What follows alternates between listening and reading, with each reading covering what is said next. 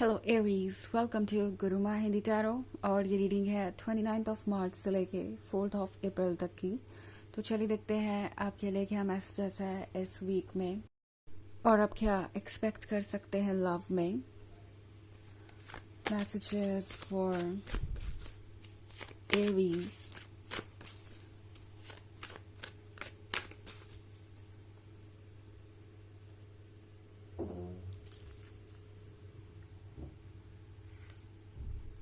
Nine of Wands, Four of Swords, the Tower,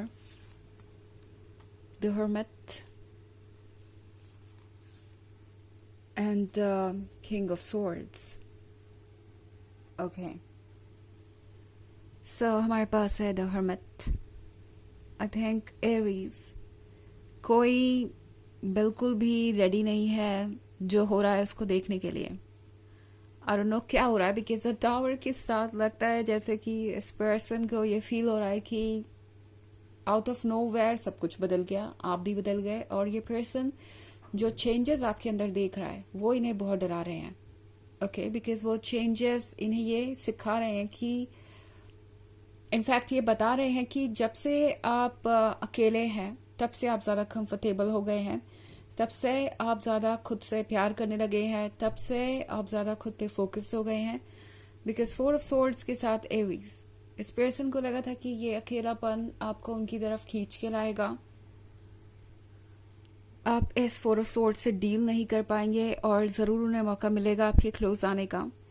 ये person इस बारे में बहुत ज़्यादा सोच रहा था कि शायद वो इस तरीके से आपको ट्रीट कर सकते हैं और ये वर्क करेगा। ये पर्सन बहुत ज़्यादा उम्मीद कर रहा था कि चीज़ें वैसी ही होंगी जैसा वो सोच रहे हैं, बट एरीज, इस पर्सन को अब लग रहा है कि एक्चुअली आपको इस तरीके से अकेला छोड़कर उन्होंने बहुत बड़ी गलती की है।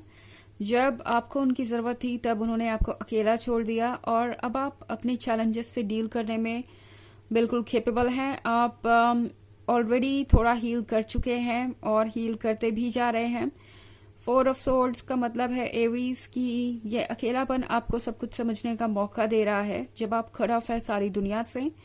Cut off in the sense आप समझ सकते हैं कि ट्रुथ क्या है। लाइक आपके आसपास लोग हो सकते हैं जो चाहे वो कह सकता है, बट आप अपने विजडम से ये समझ सकते हैं कि क्या सही है क्या नहीं। वो चीज ओवर हो चुकी है कि कोई आपसे कुछ कहेगा एंड आप उन्हें ब्लाइंडली ट्रस्ट करेंगे। इस पर्सन को लगता है जैसे कि आपके और उनके बीच अब वो बात नहीं रही, वो कनेक्शन नहीं रहा एरीज, बिकॉज इस पर्सन को ये महसूस हो रहा है कि आप धीरे धीरे उनसे दूर होते जा रहे हैं। इनफैक्ट इस पर्सन को लग रहा है कि आप मूव ऑन कर रहे हैं और उसी के बारे में ये द टावर है। उन्हें लगा नहीं था कि ये पॉसिबल होगा। ये पर्सन ये किंग ऑफ सोर्ड्स बना रहा, जिद करता रहा, शायद बहुत स्टबन हो गए थे अपने आइडियाज को लेके और अपने स्टैंड को लेके। इन्होंने जैसे सोच लिया था कि चाहे जो हो जाए वो आपको अप्रोच नहीं करेंगे या कोई चेंजेस नहीं लाएंगे अपने अंदर। अगर किसी को चेंजेस लाने हैं तो वो आप ही होंगे एंड आपको ही हर चीज से डील करना होगा। तो ये पर्सन इस बात को लेके बहुत ज़्यादा श्योर था कि अगर वो इस तरीके से बिहेव करेंगे तो आपके अंदर वो चेंजेस आ जाएंगे जो वो आपसे एक्सपेक्ट कर रहे हैं। उन्हें नहीं लगा था कि ये सब कुछ इतना कॉम्प्लिकेटेड हो जाएगा और एरीज आप एक्चुअली मूव ऑन करना प्रेफर करेंगे वापस उनके पास जाने से। 9 ऑफ वॉन्ड्स के साथ ये पर्सन ये फील कर रहा है जैसे वो कहीं ट्रैप हो गए हैं और ये इनके लिए आसान नहीं है। ये पर्सन एक्चुअली ये महसूस कर रहा है जैसे चीज़ें इनके कंट्रोल से बाहर हो चुकी हैं। जो जाल इन्होंने बिछाया था, लाइक जो माइंड गेम वो खेल रहे थे ये सोच के कि आप उन्हें अप्रोच करेंगे, वो दरअसल अब उल्टा पड़ गया है और वही अपने इस गेम में फंस गए हैं। जो भी स्ट्रैटेजी उन्होंने बनाई थी वो उससे डील नहीं कर पा रहे हैं। तो द हर्मिट का कार्ड उसी के बारे में है। ये पर्सन इतना डर गया है इस पूरी सिचुएशन से कि सच को देख नहीं पा रहा एरीज, और जो हो रहा है उसे एक्सेप्ट करना बहुत मुश्किल हो रहा है। तो इसलिए ये पर्सन बिल्कुल साइलेंट हो सकता है और आपसे दूरी बना के रखेगा बिकॉज वो चाहते नहीं कि आपको पता लगे कि वो कितने डेस्परेट हो रहे हैं, कितने रेस्टलेस हैं। ऑल्सो हर्मिट के कार्ड को अगर आप केयरफुली देखें तो ये पर्सन छुप तो रहा है बट फिर देखना भी चाहता है चीज़ों को। अगर आप इस पर्सन को देखें तो ये पर्सन धीरे से अपनी आंखें खोल के देख रहा है कि आसपास हो क्या रहा है, और कहीं ये थ्रेट उसके पूरे आसपास तो नहीं है। लाइक ये पर्सन ये सोच रहा है कि देखते हैं चीज़ें कहाँ तक जाती है, तो ये आपको वॉच भी कर रहे हैं। ओके, एक तरफ तो देखना नहीं चाहते कि आप क्या कर रहे हैं, और दूसरी तरफ बिना देखे रह भी नहीं सकते। देखना उनको है, पता लगाना है कि आप कहाँ तक जा रहे हैं, आपकी लाइफ में क्या चल रहा है, और किस हद तक हालात बिगड़ गए हैं, किस हद तक आप मूव ऑन कर चुके हैं।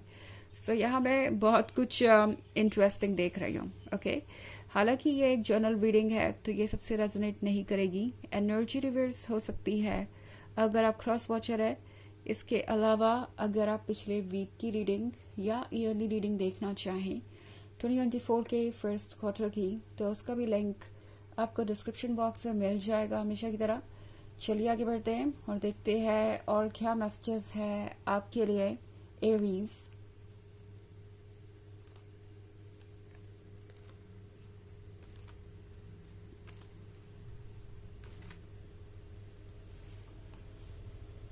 Queen of Pentacles, Ace of Pentacles, Ace of Swords, Three of Swords, and the Hierophant. Okay.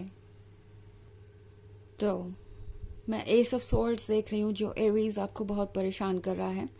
वैसे एक बात समझने वाली ये है कि ये जितना आपको परेशान कर रहा है उससे कहीं ज़्यादा इस पर्सन को परेशान कर रहा है।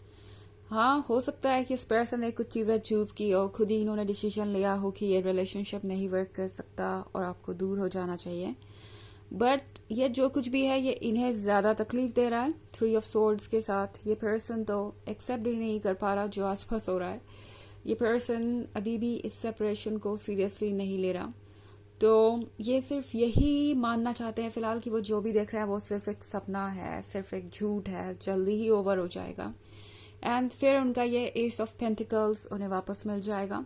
एस ऑफ पेंटिकल्स एरीज आप है। ये पर्सन आपको क्लोज रखना चाहता है। ये पर्सन ये श्योर करना चाहते हैं कि जो उनका है वो उनका ही रहे, बिकॉज उन्हें लगता है कि आप उनके ही हैं और उनको ही बिलोंग करते हैं। तो ये पर्सन थोड़ा सा पोजेसिव भी है आपको लेके, और आपको खोने का ख्याल, आपको लूज करने का ख्याल इस पर्सन को वाकई में बहुत परेशान कर देता है। और हमारे पास है क्वीन ऑफ पेंटिकल्स। तो क्वीन ऑफ पेंटिकल्स के साथ एरीज, इस पर्सन को ये फील हो रहा है जैसे कि आप प्रैक्टिकल है, आप स्मार्ट हैं, आप चीज़ों को समझते हैं, और अब वो दोबारा इस तरीके से कभी आपको ट्रीट नहीं कर सकते। वैसे उन्हें लगता है कि रिलेशनशिप में वापस आना तो एक इम्पॉसिबल सा टास्क है, बट अगर वो आ भी गए तो उन्होंने अपना लेसन सीख लिया है। उनको ये समझ में आ गया है एरीज की आप उन लोगों में से नहीं है जो ब्लाइंड है, आप सच देख सकते हैं। एंड मोस्ट इम्पॉर्टेंटली आप किसी प्रकार के रेड फ्लैग को इग्नोर नहीं करेंगे, किसी ऐसी चीज को इग्नोर नहीं करेंगे जो आपके लिए बाद में परेशानी बन जाए। तो इस पर्सन ने इन सब चीजों से बहुत कुछ सीखा है। ओके, द हायरोफेंट का कार्ड है यहाँ पे। सो इस पर्सन को लगता है कि आप वाइज हैं, आप समझदार हैं, आपको ऑलरेडी सब कुछ पता है। ये पर्सन जानता है कि आप बहुत इंट्यूटिव है और आप ऑलरेडी समझ चुके हैं कि वो कौन है और क्या कर रहे हैं। सो यहाँ पे बहुत सारी चीज़ें चल रही हैं, और ये पर्सन हैरान है देख के कि ये सब कुछ हो रहा है। उन्हें ये एक्सपेक्टेड ही नहीं था कि चीज़ें इस तरह से बदलेंगी, और आप ऑब्वियसली उनके बिना भी रह सकते हैं, आप अपने लिए बेहतर सोच सकते हैं, आप हील कर सकते हैं, और ऑब्वियसली आप स्ट्रांग हैं। चलिए देखते हैं आपके लिए ऑरेकल मैसेज क्या है।